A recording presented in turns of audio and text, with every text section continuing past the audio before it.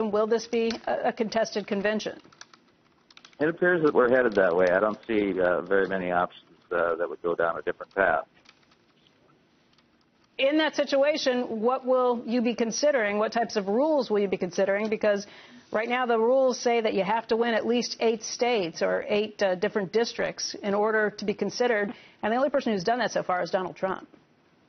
Well, and that's a misunderstanding. That rule actually is different than that. That's a vote that needs to be taken at the convention of the delegates. The requirement is that the candidate must demonstrate the support of the majority of the delegates from 8 states that are permanently seated. So that vote can't even be taken until the convention. So obviously, no determination can be made until the convention. So that vote that we thought, or that rule that we thought stood, is not a rule that actually stands? No, it is a rule that stands, but the rule says specifically that it's a vote of the delegates at the convention to determine if there's a majority. Voters. Not a primary vote. Primary votes are not considered. It's the delegates' votes.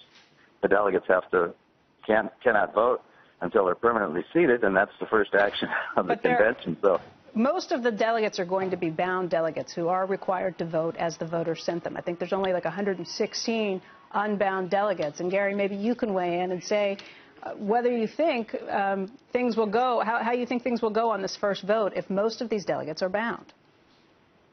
Well, first of all, North Dakota is one of the states. There's 3 states and 2 territories that have unbound delegates. Correct. I think there's about 112 of them.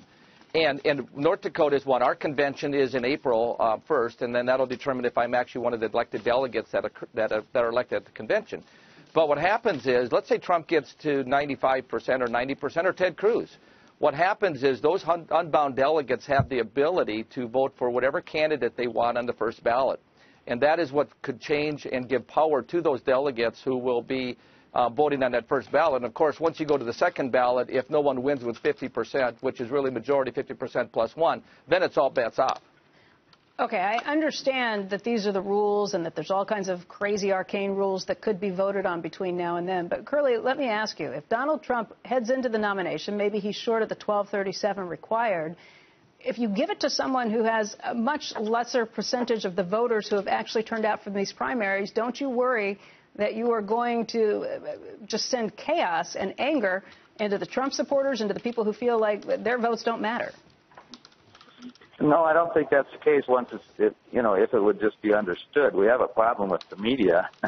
Unfortunately, the cable networks are trying to determine. I don't think this is a problem with the media. I've heard from a lot of voters who say if they feel like their votes got stolen, that they would be very unhappy and very angry.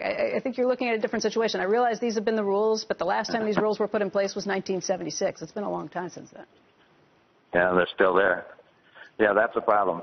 The media has created the perception that the voters will decide the nomination, and that's the conflict here. We feel like we live in a democratic society. What you're telling me is it's not a democratic society, and your votes don't necessarily matter because it's a democratic representation, correct? No, that's not what I'm trying to tell you. What I'm trying to say is that we're just one of the political parties. There's many political parties, but political parties choose their nominee, not the general public, contrary to popular belief. Then why bother holding the primaries? That's a very good question. Look, Gary, hold on. You're a Republican. No, hold on. A Republican would say that, the people, what the people say matters. Big government is bad. I would assume that's your view. Well, part of the problem is perception's reality in politics. And so if the Republicans go in and pull some shenanigans, and so you have groups of people who are going to try to take over the Rules Committee, that could totally change everything and mess things up with the delegates, and the people across the country will be very frustrated and not vote in the general election this fall for Republican candidates.